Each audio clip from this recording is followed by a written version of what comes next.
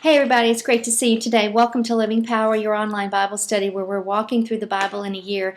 Today is September 12th and we are in the book of Zechariah yet again. I hope you are enjoying these minor prophets as you never have before, and I hope that you're seeing things in them that just speak of, it was all prophecy at the time that they were written, but for some of it, for us, it's past events, and for some of it, it's future events. So I am thoroughly enjoying it. I hope you are as well.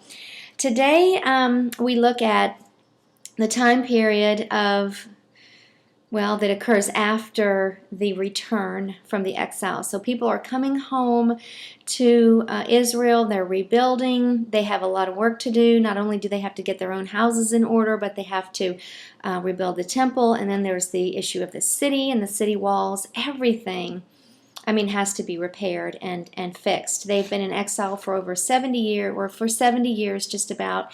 And today, in the reading, 16 years have passed since they came home. And we know that King Cyrus issued the decree that they were allowed to come back home, and certainly God is working in his heart to allow them to come home, and he freed all the captives to come home. Today we read about a particular event that happens that we can apply to our life today. I can totally sympathize with these people who were so intent on rebuilding the temple, but yet they had these people over here that were just opposing them and telling them they shouldn't be doing it and just trying to get in their way. And can't you relate to that? Can't you think of a time in your life where you have just been under intense opposition and you really felt like you were doing the right thing, and you maybe even cried out to God, God, why in the world is this so hard? It's harder than it has to be. And so much of our life is, it seems, that it's harder than it has to be. Well, in the reading today, we see conviction, and we see a message from the Lord that says, yes, it is time to rebuild. Don't worry about the opposition. Keep doing what it is that I've told you to do. And so that's certainly a wonderful reminder, an encouragement for us to keep going. If God has told you to do something, certainly do it regardless of the opposition that you are encountering. Now, here's the situation. Darius is on the Persian throne at this time. Haggai and Zechariah are both contemporary priests. They're living at the same time, and they're both talking about the message that they've received from the Lord, that the people need to begin to rebuild the temple. And there are these people that are opposing them, and they're kind of like, well, do you think it's the right time? I'm not so sure. Maybe it's not the right time to do that. There's a sense of apathy. Inertia has set in. There's certainly a sense of a lack of urgency going on. And can't you just relate in church committee meetings? A lot of times it's like, well, I'm not sure if we want to start that now. And even in business, you'll have people on a committee or in a boardroom. Well, the naysayers, I'm not sure that it's the right time. Let's put that off. Well, in Ecclesiastes it says there's a season for this, and there's a season for this, and there's a time for this, and there's a time for that. We have to, through discernment, understand when it's time to build and replant and grow, and when it's time to wait. In this situation, God, through his prophets, is saying it's time to build. Let's get going. And so the people that are opposing send a note back to the king of Persia, and evidently in Persia, they kept copious documents detailing everything that was happening. And so these notes must have been, almost 20 years old, and they go back and they look in the archives, and they would have gone probably down way beneath the palace and looked for the scroll in the library, and they would have opened up the scroll, and they would have seen that, yes, the king Cyrus did decree that they were to come back, build the temple, and oh, by the way, we're supposed to pay for it. Can you imagine what the opposition thought when they heard that? So Darius, the king, sends a note back, don't oppose the work, I'll pay all the taxes, give them offerings for sacrifice, and may they offer one up to their God for me and my family.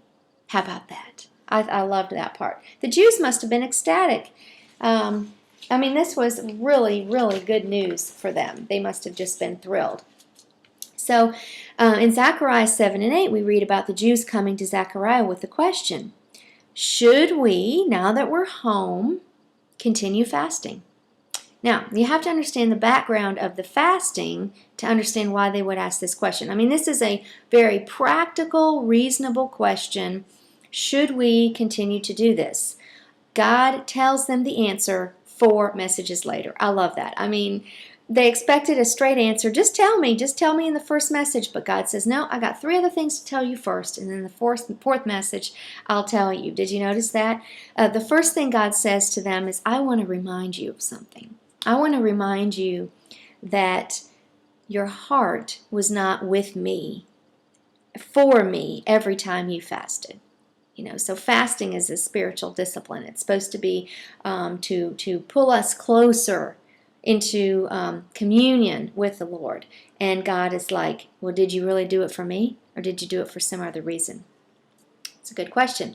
Message number 2, God says, I want to give you a reminder that you need to help the poor, the widows, the orphans, and don't scheme against each other. I love that reminder. Don't scheme against each other. And then third in the message, he says, I love Jerusalem. God loves this city. He loves this place. I love Jerusalem and I will return. He gives us a message of consolation before he answers our question. Now that is a sweet and merciful and compassionate God that we have. And in the 4th message, he finally answers their question. Your fasts will turn into joyful festivals, feasts, like Thanksgiving every single day. That's how it would be. That is really something. Now here's the background on the fast that will help you to understand this. There are certain fasts that are prescribed in the law in Leviticus 23. However, during the exile, they had imposed and started to observe corporately additional fasts that were not notated in Leviticus. They had put these burdens on themselves.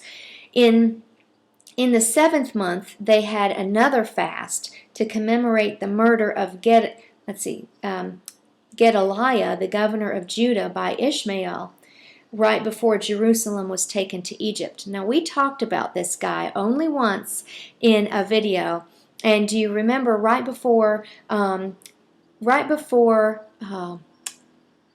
who was it? Oh, Jeremiah got mixed in with those people and got taken down to Egypt. Ishmael rose up and killed the governor of Judah, and the people were like, oh no, now Babylon's really going to be upset with us.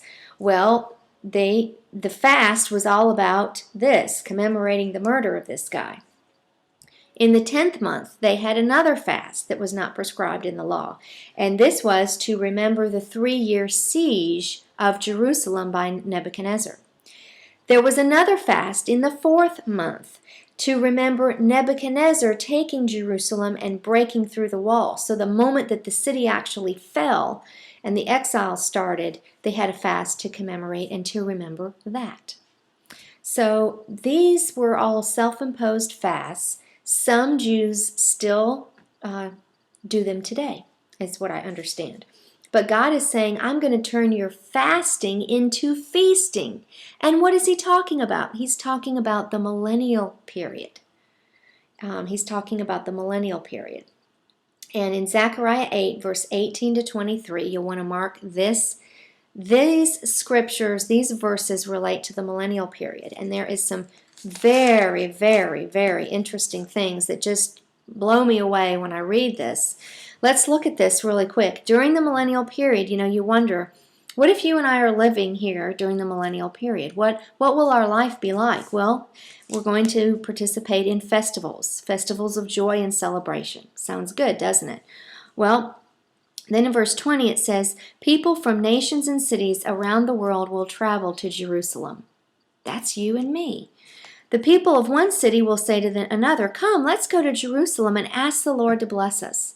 Can you imagine what that will be like to just say to your buddies, let's go to Jerusalem and go see Jesus and ask him for a blessing? We'll be able to do that. That is amazing to me. Let's worship the Lord of heaven's armies. That's Jerusalem. Jesus, I'm determined to go. I've said that twice. I'm determined to go. I've gone twice, and goodness, I'm going to go again.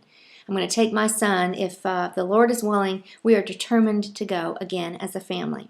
Then it says in verse 22, many people and powerful nations will come to Jerusalem to seek the Lord and ask for his blessing.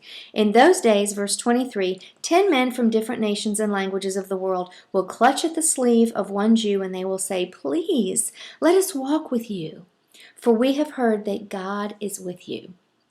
Do you see what will happen to the people of Israel, to the Jews? Now they are going to receive such honor during the millennial period that people all over, all of the nations will be proud to call themselves a friend to a Jewish person. And God is just going to do this miraculous thing and raise his people up to a status of prominence and honor in the millennial period. And now all this, I mean, certainly they have this to look forward to, but we do as well. And it will just be an amazing, amazing time. So that concludes the lesson today. Tomorrow we're going to continue in prophecy. We're going to continue talking about Armageddon. We're going to learn a little bit more about that tomorrow, the end times. You'll continue to need your notebook if you're taking notes, and it'll be another great lesson, hopefully. So thank you for being with me today. It's been my pleasure to lead you in Bible study. Blessings to you and your family. Shalom.